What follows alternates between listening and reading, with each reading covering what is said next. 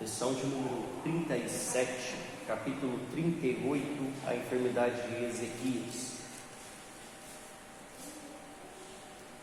Nós vimos na semana passada, a segunda parte do estudo, da ameaça da Síria e o triunfo sobre a Síria, no qual o rei Senaqueribe estava ameaçando ajudar para tomar Jerusalém, e Deus interviu de uma forma milagrosa, trazendo uma peste, ou o anjo dele, sobre o arraial assírio, que estava acampado em Geba para atacar a Jerusalém, onde morreram 185 mil assírios, soldados, e os poucos que restaram acordaram, com aquele susto, que pela manhã já eram todos mortos.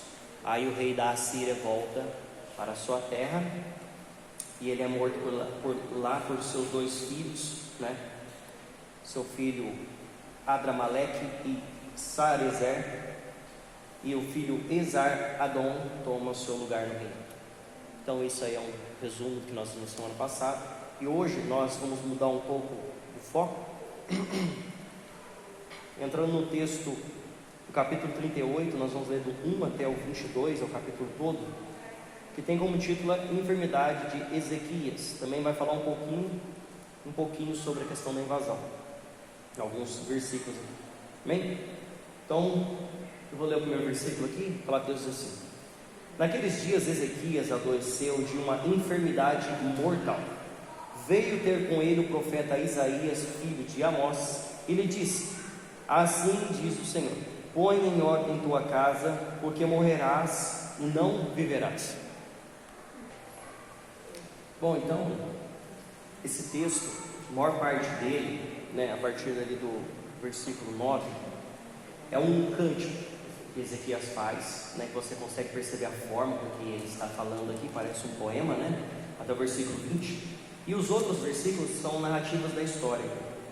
Então, o que aconteceu? Naqueles dias, esse termo aqui, pouco antes da invasão de Senaqueribe, registrados no capítulo 36 e 37. Então, dos capítulos 36 e 37 que nós já vimos, fala sobre a promessa de invasão de Senaqueribe a Jerusalém.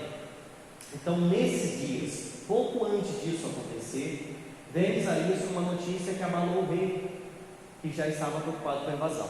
Então, antes de ele receber a notícia, antes dessa invasão, antes de Rabsaque trazer aquela notícia, do rei Senaqueribe, ele ficou doente. O rei Ezequias ficou doente.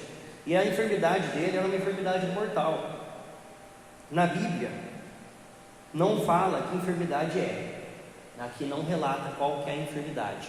Até lá no finalzinho que nós acabamos de ler, fala assim: põe figos sobre a úlcera e recuperará a saúde. Então, poderia ser um câncer, pode ser no estômago, pode ser na pele, pode ser um tumor, alguma coisa exposta, porque ele fala úlcera, No entanto, não descreve o que aconteceu com ele, mas a enfermidade era mortal.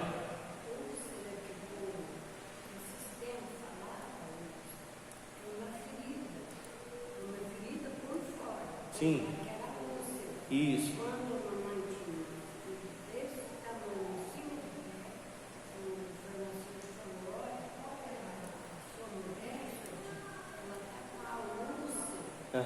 Então, era provavelmente uma ferida. É que essa doença de câncer, ninguém tinha esse nome, antigamente. Não. Depois de uns anos pra cá começou a falar. Corrói como câncer. É a tradução, Então, quando traduziram, pegaram essa palavra. Mas isso é só um nome. É que nem a gente fala, o dinheiro só tem valor porque a gente fala que ele tem valor.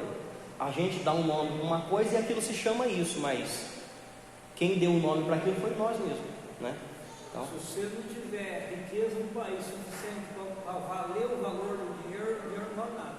Tá. Então, o ouro é o que Então, Isaías vem a ter com ele com essa notícia da seguinte forma: põe a sua casa em ordem, porque morrerás e não viverás. Olha que burdoada que recebe o rei Ezequias. Vamos pensar o seguinte: Ezequias era filho de quem? Quem que era o pai de Ezequias? Não. Não. Davi é o pai de todos, né? Não, Davi acaba virando. Davi, pai de Jesus, Davi acaba virando mais um termo, um legado, do que um patriarca, enfim, né?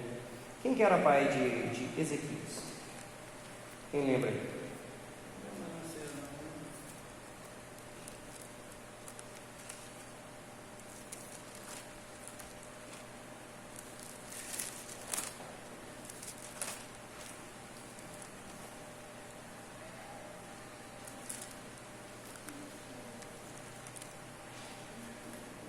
Já acharam aí?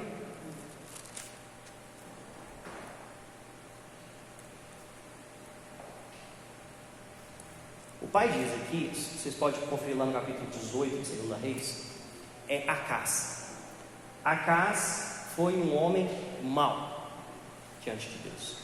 Ele foi um rei ruim, muito ruim em Judá. Fez tudo que era desprezível diante de Deus. Ele ergueu os altos e também colocou postes ídolos. Ele foi um rei ruim. Ezequias, ele mudou aquilo. Ezequias, ele mudou o legado do seu pai. Ele foi um rei piedoso, um rei temente a Deus. Como nós vimos no capítulo 37, ele entrou no templo quando ele soube da notícia de Rabzaqué veio trazer, a notícia naquele dia. Ele entrou no templo para buscar a Deus e veio consultar o profeta Isaías. Ele amava o seu profeta Isaías. E o rei Urias dele, antes dele, também foi um rei bom. Não estava em maus lençóis de Judá nessa época. Então, você vê um detalhe aqui. Um rei piedoso estava enfrentando uma possível invasão em Jerusalém de Senaqueribe, que já havia tomado quase todo Judá ao redor, já havia tomado Egito, já havia tomado aí os outros países que eu citei anteriormente, já havia tomado Israel. E aí Israel foi para aquele cativeiro assírio, Mas Judá ainda tinha Jerusalém que não tinha sido tomada. E o rei doente, com uma ferida mortal, recebe uma notícia de que o rei Senaqueribe ia invadir lá. E mais uma coisa, agora Isaías vem e fala para ele: você vai morrer. Ele fica muito abalado, porque ele era um homem justo. E aqui tem um detalhe que nós vemos: põe a tua casa em ordem, porque morrerás e não viverás. Por que põe tua casa em ordem?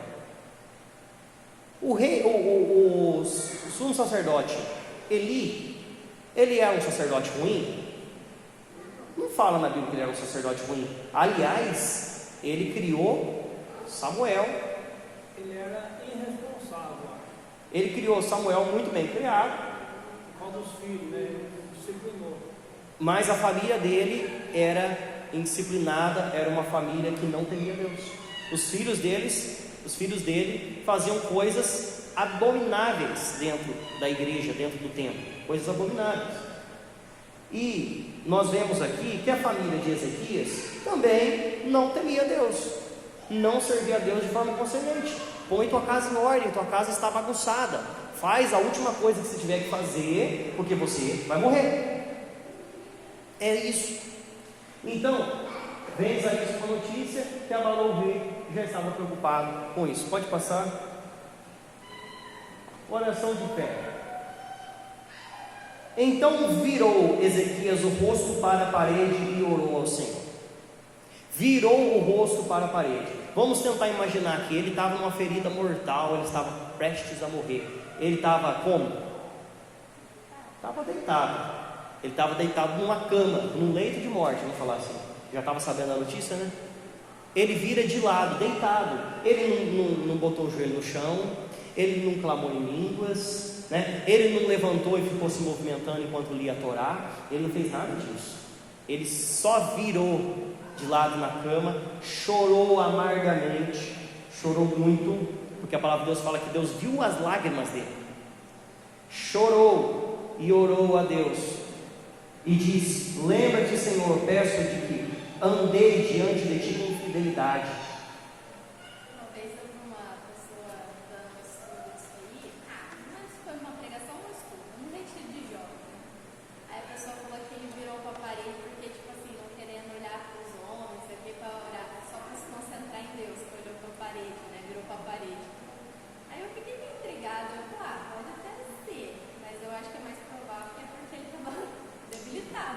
vergonha. Às vezes tinha gente no quarto, no banheiro, não queria. Por vergonha, provavelmente.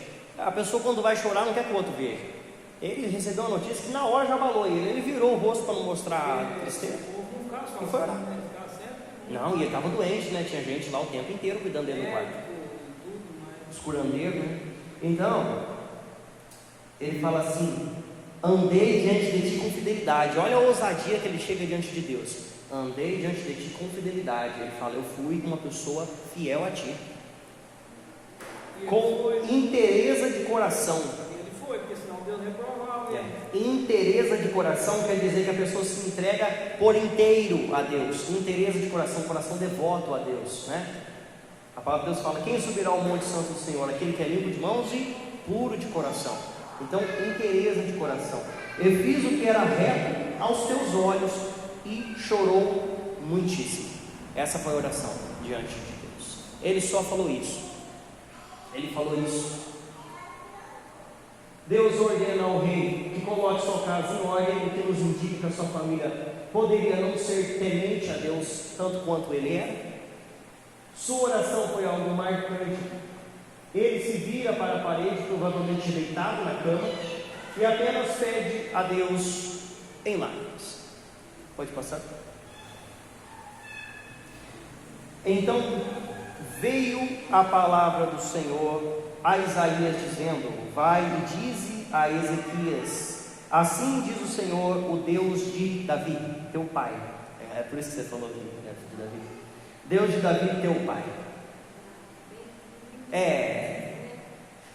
Um detalhe, um detalhe importante. Um detalhe importante da Bíblia. Uma que Davi era rei de Judá, né? O reinado dele ficava em Jerusalém, isso aí de fato, mas naquela época era um reino só. Depois que separou, o seu filho Salomão continuou em Judá e os outros 10 tribos foram distribuídos em Jeroboão. No entanto, sempre na Bíblia que fala filho de Davi, faz uma referência a uma pessoa boa, temente a Deus, que seguiu o conselho ou que seguiu os passos de Davi, porque Davi era uma pessoa que agradava a Deus. Então, se fosse um rei ruim, ele não falaria filho de Davi. Não fala assim: Abraão, tu mandou Abraão, teu pai, Isaac, Jacó, assim serei contigo. Por causa de seguir os passos, né? de manter a mesma linha diante de Deus, né? Então ele fala: filho de Davi, teu pai, ouvi a tua oração e as tuas lágrimas acrescentarei, pois 15 anos. Ele sabia até quando ele ia morrer agora. Esse foi mais triste. Eu acho que se Deus falar assim: eu vou acrescentar alguns dias na tua vida, ou um tempo mais na tua vida, mas Deus falar para ele 15 anos. Falou 15 anos. Então, pode marcar hoje.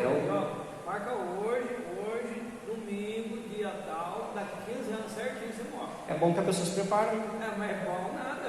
A pessoa sabendo que vai morrer naquele dia, você vai chegando no final, você fala: agora já era. Acabou. É a mesma coisa, se Deus terminar para você assim: você vai morrer daqui 50 anos, você já está marcando, você está contando os dias. Com certeza. Então, por isso que eu não deixo essa palavra com o homem. Sim. Que Deus deu mais esse tempo. Único. Nunca mais a gente Não. Ninguém. Moisés Deus falou: vai lá e morre. Mas para ninguém mais Deus falou isso. Não.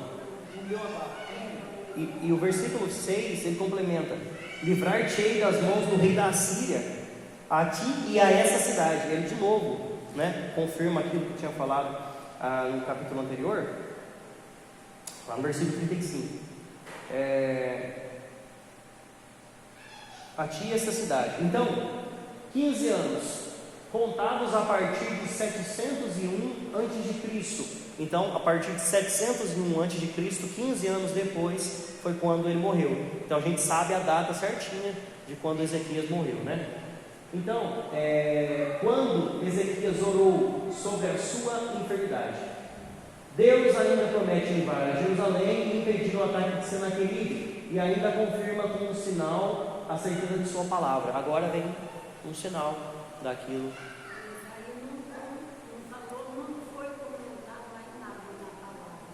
Sobre?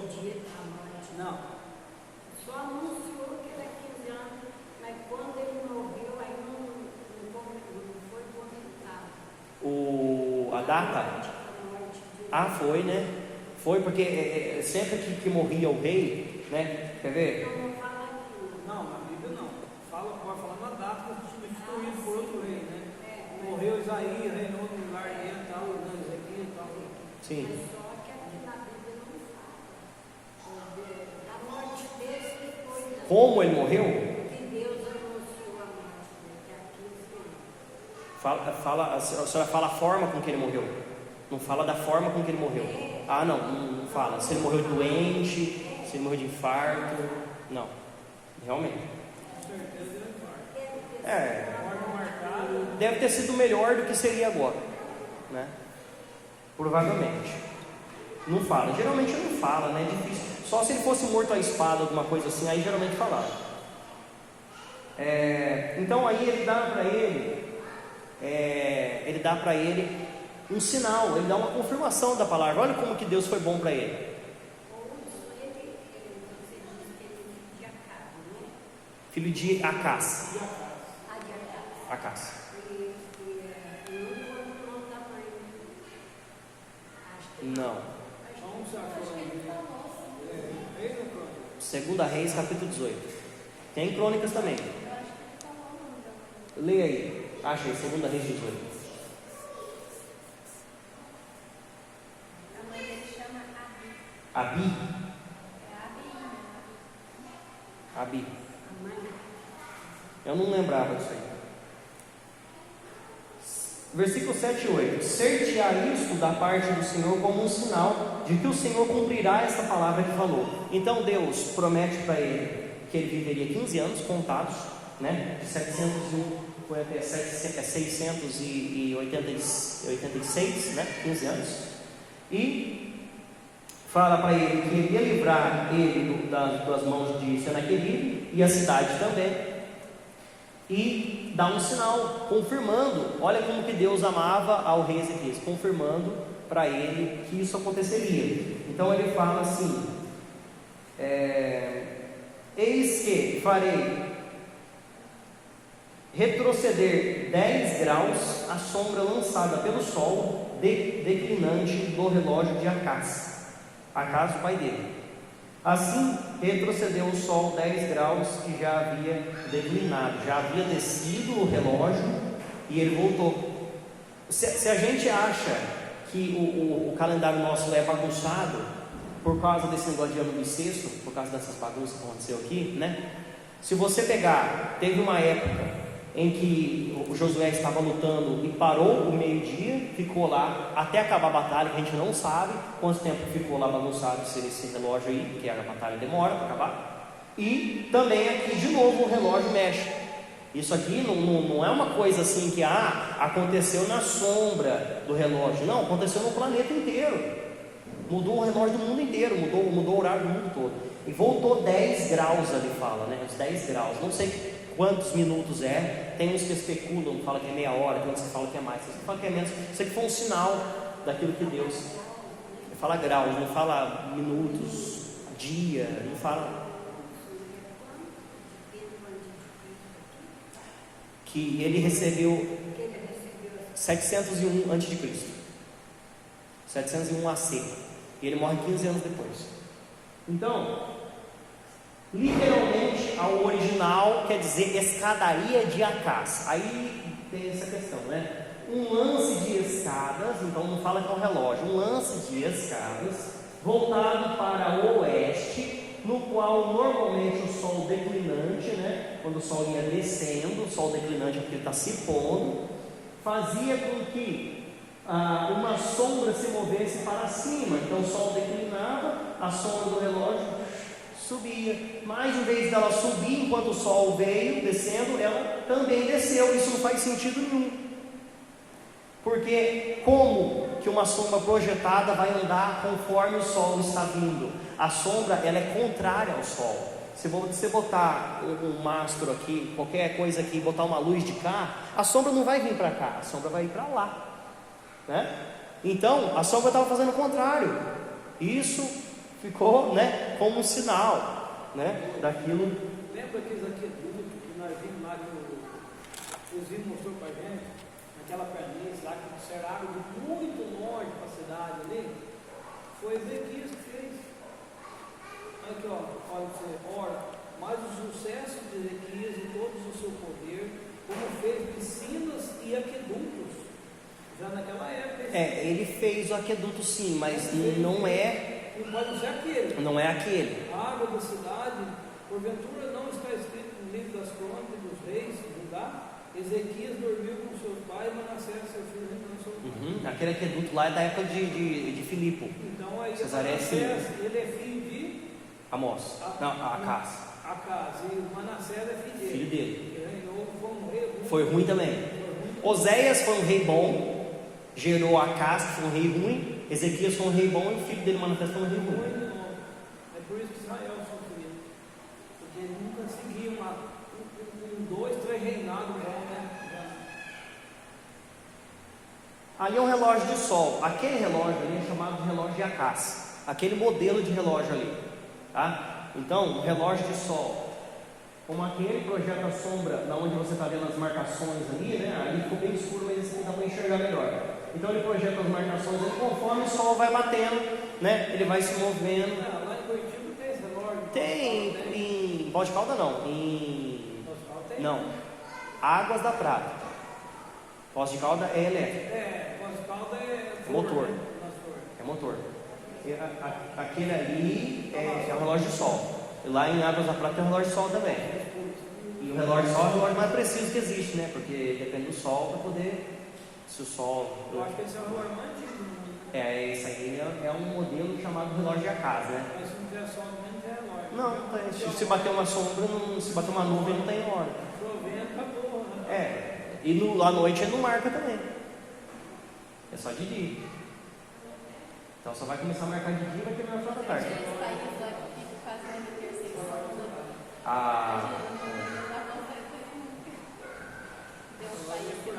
E tem um país que tem o sol o dia inteiro, né? Lá na Noruega, lá é 24 horas por dia. Sol, terra do sol da meia-noite. Vou passar. Depois das 2 horas de manhã, nasce sol de novo. Terra do sol da meia-noite. Tem que dormir, né? Não tem hora, né? Fica mais claro ainda. O cântico de Ezequias. Então, o capítulo do versículo 9 até o versículo 20 é um cântico, né? Cântico de Ezequias, rei de Judá. Então, como eu falei, né, o sol, o relógio andou ao contrário, né, do que era para andar. Isso foi um sinal para ele.